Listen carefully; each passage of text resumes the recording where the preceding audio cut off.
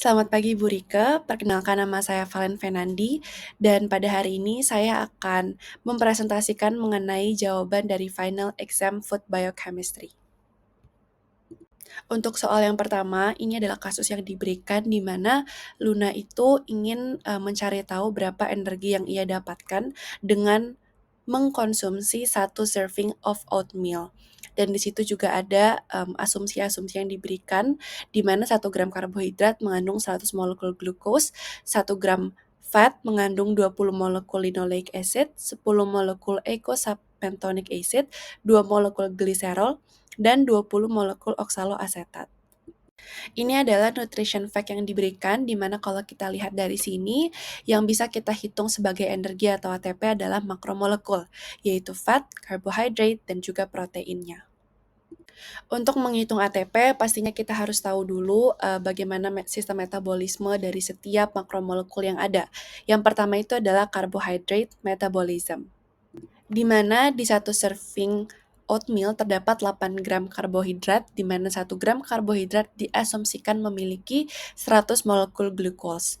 Jadi, dari 8 gram karbohidrat terdapat 800 molekul glukosa. Di glikolisis, yaitu tahapan pertama, 1 molekul glukosa akan menghasilkan 2 ATP, 2 asam pirufat, dan juga 2 NADH. Sehingga 800 molekul glukosa akan menghasilkan 1600 ATP, 1600 asam pirufat, dan juga 1600 NADH. Yang akan lanjut ke dalam tahapan pirufat dehidrogenase kompleks adalah 1600 asam pirufat saja. Untuk tahapan kedua, yaitu pirufat dehidrogenase kompleks, dari yang sebelumnya diobtain 1600 asam pirufat, akan dihasilkan 1600 asetil-CoA, 1600 NADH, dan juga 1600 karbon dioksida. Dan dari hasil yang ada, 1600 asetil-CoA akan lanjut ke next step, yaitu adalah TCA cycle.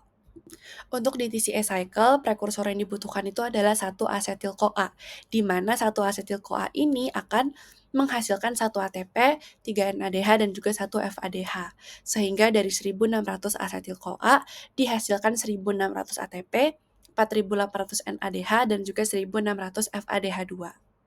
Selanjutnya adalah fat atau lipid metabolism, di mana di sini dari nutrition facts yang sudah diberikan terdapat 1 gram fat dari 1 serving of oatmeal. Untuk 1 gram fat itu contains 20 molekul linoleic acid, 10 molekul EPA, 2 molekul gliserol, dan juga 2 molekul oksaloasetat. Di fat atau lipid metabolism ini kita ada tahapan yang pertama, yaitu adalah lipolisis. Di lipolisis ini, fat akan terbagi menjadi 2, yaitu fatty acid dan juga gliserol, di mana 2 linoleic acid dan juga 10 EPA untuk fatty acid dan juga 2 gliserol untuk gliserolnya, sehingga di-obtain fatty acidnya terdapat 30, di mana nantinya fatty acid ini akan lanjut ke beta oxidation, dan untuk gliserol akan masuk ke tahapan glikolisis. Dan di tahapan glikolisis akan dihasilkan 2 ATP dan juga 4 NADH. Sehingga dari lipolisis ini 30 molekul fatty acid yang mengandung 20 linoleic acid dan juga 10 EPA akan lanjut ke beta oxidation. Nah, di sini adalah tahapan beta oxidation. Jadi, 1 linoleic acid itu akan menghasilkan 9 asetil-CoA dengan 8 siklus gitu, di mana 1 siklus menghasilkan 1 NADH dan juga 1 FADH. Sehingga dengan 20 linoleic acid dihasilkan 180 asetil-CoA, 8 NADH, dan juga 6 FADH. Nah, kenapa di sini cuma ada 6 FADH? Dikarenakan linoleic acid itu memiliki 2 double bond, sehingga dengan adanya double bond ini, maka akan dihilangkan 1 FADH gitu. Selanjutnya, untuk EPA akan menghasilkan 10 asetil-CoA dengan 9 siklus. Nah, sehingga 10 EPA akan menghasilkan 100 asetil-CoA, 9 NADH, dan juga 4 FADH. Sama seperti linoleic acid, sehingga berbeda dengan 4 FADH, berbeda dengan linoleic acid, EPA ini memiliki 5 double bond, sehingga dari yang tadinya 9 FADH akan di-remove 5, jadi hanya 4 FADH. Sehingga dari tahapan beta oxidation ini kita obtain 17 NADH dan juga 10 FADH, di mana 280 asetil-CoA itu akan lanjut ke TCA cycle. Nah, dari 280 asetil-CoA yang kita dapatkan dari beta oxidation, itu nanti di-convert menjadi 280 ATP, 840 NADH, dan juga 280 FADH2. Nah, bagaimana dengan 20 molekul oksaloasetat yang ada di asumsi sebelumnya? Jadi, di siklus TCA itu, oksaloasetat hanya berperan sebagai gerbang masuk supaya asetil-CoA itu bisa masuk ke siklus Krebs gitu. Jadi, dia tidak secara langsung generate ATP. Selain itu, the amount of oksaloasetat itu tidak ada pengaruhnya karena dia itu tidak akan pernah habis selama siklus, sehingga disebut dengan katalitik. Selanjutnya untuk protein, diketahui bahwa satu serving oatmeal mengandung 14 gram protein. Nah, tetapi dari asumsi yang diberikan tidak ada yang menuliskan secara langsung berapa amount yang bisa di-convert ke ATP, sehingga ini hanyalah perhitungan kasar saja, di mana rata-ratanya satu molekul amino acid itu memiliki 180 gram. Sehingga dengan adanya 14 gram protein dibagi dengan 180 gram amino acid, dihasilkan 0,127 mol amino acid. Kemudian, 1 mol amino acid itu akan memproduksi kira-kira 15 ATP. Sehingga dengan jumlah mol yang ada, kita kali dengan ATP, yaitu 15, dihasilkan kira-kira adalah 2 ATP. Nah, dengan semua tahapan yang sudah dilalui, sekarang kita akan masuk ke tahapan elektron transport, atau di mana kita mengkonversi dan menghitung secara total ATP yang didapatkan gitu. Nah, tadi di karbohidrat totalnya didapatkan 3.200 ATP dengan 8.000 NADH. Nah, NADH ini sama dengan 2,5 ATP. Sehingga dikali 2,5 didapatkan total 20.000 ATP. Lalu untuk FADH2 dihasilkan 1.600 dan untuk di-convert ke ATP itu sama dengan 1,5 ATP sehingga didapatkan 2.400 ATP. Semuanya dijumlahkan dan melalui karbohidrat metabolism dihasilkan 25.600 ATP. Kemudian untuk fat metabolism itu dihasilkan 282 ATP, 2.152,5 ATP, dan juga 435 ATP. Sehingga total ATP yang didapatkan adalah 2.869,5 ATP, dan kemudian untuk protein metabolism hanya dihasilkan 2 ATP. Kemudian semuanya dijumlahkan dan didapatkan bahwa dari satu serving of oatmeal, Luna mendapatkan 28.471,5 ATP. Selanjutnya adalah soal yang kedua, di mana di sini diketahui ada metabolic pathway yang mengkonversi malat menjadi oksaloasetat dengan menggunakan malat dehidrogenase. Untuk soal yang pertama, diketahui bahwa malat itu memiliki konsentrasi 7,25 milimolar. Dan pertanyaannya adalah berapa konsentrasi maksimum dari oksaloasetat supaya reaksi tetap berlangsung.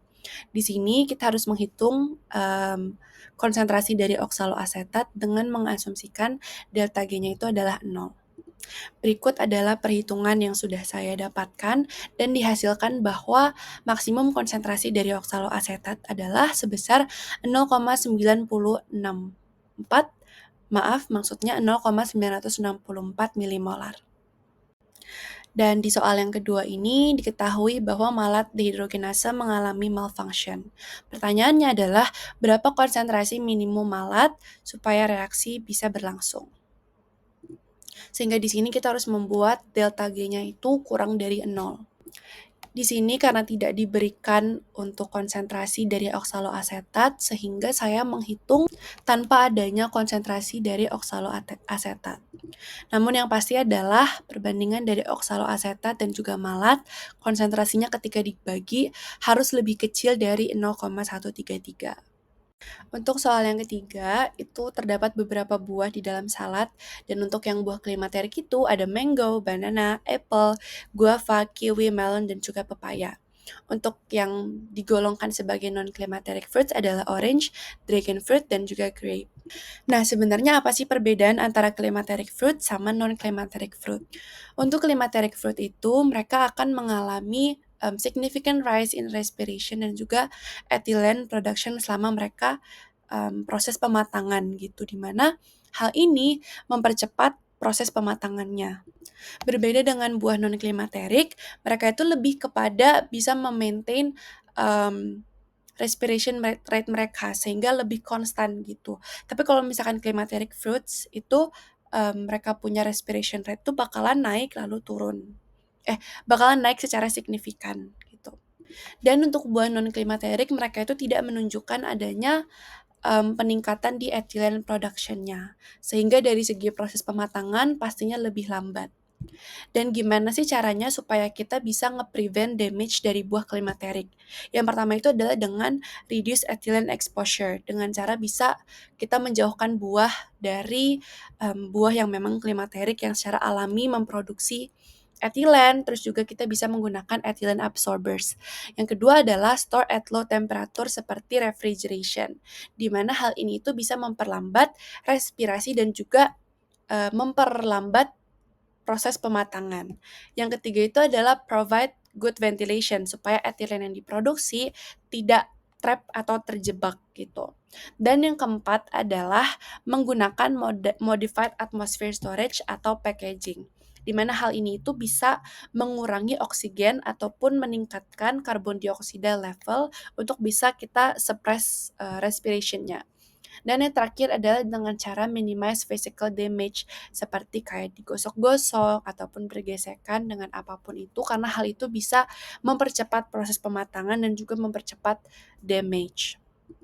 Sekian dari saya, terima kasih untuk Bu Rike karena sudah mendengarkan dan terima kasih juga atas bimbingannya selama 1 semester di semester 3. Tuhan Yesus memberkati.